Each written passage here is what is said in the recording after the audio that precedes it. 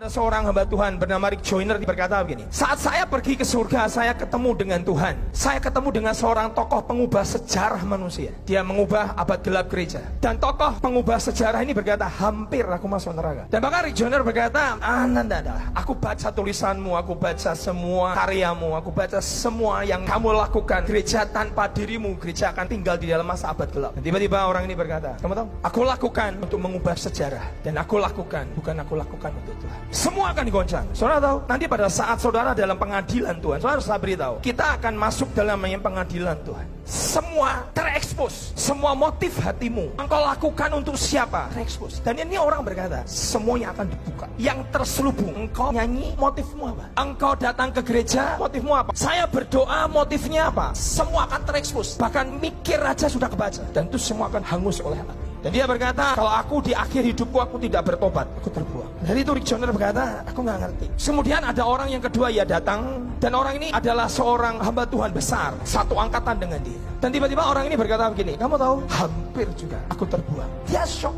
Kenapa? Aku lihat engkau melayani begitu banyak jiwa diselamatkan melalui pelayananmu. Aku melihat gereja-gereja kau bangkitkan, kau tanam ribuan gereja di seluruh dunia. Kenapa engkau berkata hampir-hampir kamu terbuang dan tidak bisa masuk surga? Bahkan dia bercerita, aku di surga yang paling rendah. Kemudian dia berkata, kamu tahu, yang aku lakukan adalah untuk membangun ministriku. Tiba-tiba pekerjaan yang aku kerjakan terbakar semua. Kita berkata apa? Apapun yang kau lakukan, lakukanlah segenap hati untuk Tuhan dan bukan untuk manusia. Motif apapun kau lakukan sekalipun untuk pelayanan, kalau motifnya adalah bukan untuk Tuhan, terbakar. Seperti kita berkata, kitab Ibrani, dia api yang menghanguskan, purify. Dan kemudian Rick bertanya, kamu kok bisa hampir sampai ke neraka? Dan dia berkata, aku puji Tuhan, sudah surga paling rendah, tidak dibuang ke neraka. Tuhan berikan aku anugerah, aku sakit sampai mati dan memalukan. Sebelum aku mati, aku bertobat. Hari ini gak penting manusia ngomong kepada saudara, yang penting saudara di depan Tuhan. Dan hamba Tuhan ini berkata begini, aku hasut semua anak buahku untuk melakukan pelayananku, untuk mengerjakan apa yang kukerjakan. Dia hasut seluruh dunia. Bahkan satu statementnya saya kaget, dia berkata begini, aku cemburu kalau lihat orang lain dipakai Tuhan,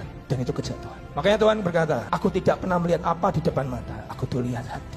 Muka di depan bohong, hati kok nggak bisa tipu. Saudara ke gereja kenapa? Itu ternyata dihitung Tuhan. Kamu pengen ketemu Tuhan, itu benar. Kamu takut sama ketua MK, lebih baik gak usah datang. Jadi semua yang kau lakukan bukan untuk dirimu sendiri, tapi untuk Tuhan. Semakin kau dipuji manusia, semakin kau akan keluar dari jalan kehidupan. Firman ngomong, bukan orang yang dipuji manusia yang tahan uji, tapi orang yang dipuji Tuhan. Tuh, pujian manusia seringkali jadi trap, jadi jerat dalam hidup kita. Kalau nggak dipuji marah, sombong, bisa jatuh dalam dosa. Kalau engkau ditegur hari ini, bagus. Tapi kalau engkau semakin dipuji, hamba Tuhan berkata, saya takut, dan ternyata saya hampir terbuang ke neraka. Yang saya kejar adalah perkenan manusia, penghargaan manusia, dan hidup saya didrive oleh karena pujian manusia. Kalau sampai ada orang tidak memuji saya akan berjuang, berusaha bagaimana saya bisa mendapatkan penghargaan dan penghormatan di depan manusia. Dan semua pekerjaan saya terbakar. Dosa mencuri kemuliaan, habis. Saudara marah, kecuali kepahitan sama orang, Tuhan berkata, behindmu, kepentinganmu atau untuk Tuhan. Dan dia berkata, apapun yang kau lakukan, lakukan untuk Tuhan dan bukan untuk manusia. Kau kasih persembahan bukan karena kau takut tidak diberkati, tapi lakukan karena untuk Tuhan dan bukan untuk manusia. Engkau menyanyi, menyembah, memuji Tuhan hari ini, lakukan untuk Tuhan dan bukan untuk manusia. Kau lakukan untuk manusia, kau lakukan supaya dilihat, supaya pemimpinmu bahagia. Bahkan ada dasar yang dibangun dari emas, dari perak, dari permata, kayu, jerami atau apa. Kalau engkau dasarnya adalah karena manusia, terbakar. Dan kita berkata, dan kau seperti di dalam api, hampir. 1 Korintus berkata, tidak diselamatkan. Suatu kali gereja permata, kita masih gereja lama kuno. Tiba-tiba Pak Petrus Agung berkata, Agung, ini Tuhan ngomong sama dia. Kalau gereja A, berhalanya A, berhalanya A, Tuhan. Saya nggak bisa sebut nama. Kalau gereja B yang terkenal juga di Indonesia, berhalanya siapa? B. Kalau gereja C, berhalanya siapa? C. Kalau gereja JKI, ini saya sebut, berhalanya siapa? Petrus Agung. Dan Tuhan berkata, rohku mengingini dengan cemburu. Terus Tuhan tegur Pak Petrus Agung, jangan pernah tarik jemaat ke dirimu, kau bisa binasa. Kembalinya satu, saudara, kerendahan.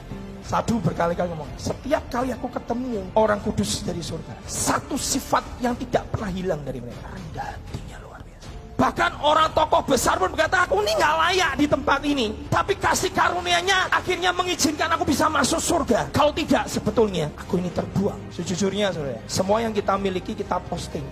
Hari ini kita diajari selfie. Hari ini kita diajari lihat how about me. Itu jerat. Kalau engkau hidupmu didorong oleh karena engkau ingin dapat pujian, entah dari posting, apapun kau posting, supaya dapat tepuk tangan, kau sudah dapat upahnya di bumi surga. Kerjakan apa kalau engkau memberi tangan kananmu, jangan diketahui tangan kiri. Itu prinsip surga. Apapun yang kau lakukan, termasuk memberi persembahan, gak ada yang lihat, gak ada yang tahu. Terus sering tanya, yang di surga tingkat tinggi itu siapa? Dia sebut misionari yang pergi, yang tidak pernah dikenal namanya. Terus dia sebut satu lagi, ibu-ibu pendoa yang tidak pernah muncul, tapi dia terus berdoa. Betapa hati kita ini terkontaminasi, terpolusi dengan dunia. Dia berkata, kalau engkau bangga, kau sudah kehilangan upahnya. Mari kita kembali kepada kemurnian. Hidup kita, jangan pernah cari penghargaan manusia. Lakukan untuk Tuhan dan bukan untuk manusia. Amin.